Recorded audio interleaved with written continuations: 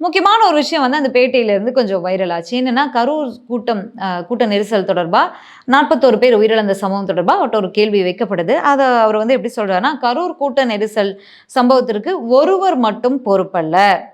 இந்த ஒரு நோட்ட மட்டும் எடுத்துக்கிட்டு தாவேக்காவினர் கொண்டாடிட்டு இருக்காங்க. நம்ம அதுக்கு பிறகு வருவோம். முன்னாடி முதல்ல அவர் என்ன பேசியிருக்காரு அப்படின்னு பார்த்தோம். தெளிவான வார்த்தைகள். கரூர் கூட்ட நெரிசல் இங்கிலீஷ்ல தான் அவர் பேசியிருக்காரு. கரூர் கூட்ட நெரிசல் சம்பவத்திற்கு ஒருவர் மட்டும் பொறுப்பில்ல.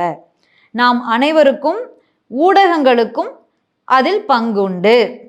கூட்டம் திரட்டுவதை பெரிய விஷயமாக்குவதை நிறுத்த வேண்டும். கூட்டம் திரட்டுவதை பெரிய விஷயமாக்குவதை நிறுத்த வேண்டும். கிரிக்கெட்டில் கூட்டம் கூடினாலும் இப்படி நடப்பதில்லை. தியேட்டரில் முதல் நாள் முதல் காட்சி பிரபலங்கள் கலந்து கொள்ளும் நிகழ்வுகளில் மட்டும் ஏன் இப்படி? இது நம் திரை உலகை உலக அளவில் தவறாக காட்டுகிறது. ரசிகர்களின் அன்புக்காகவே நடிகர்களான நாங்கள் உழைக்கிறோம். ஆனால் உயிரை பணயம் வைத்து அன்பு காட்ட வேண்டாம். அன்பை காட்ட வேறு வழிகள் உண்டு. முதல் நாள் முதல் காட்சி கலாச்சாரத்தை நாம் ஆதரிக்க கூடாது. ஊடகங்களும் பொறுப்புடன் இருக்க வேண்டும் அப்படின்னு ஒரு பேட்டி கொடுத்திருக்காரு. அதாவது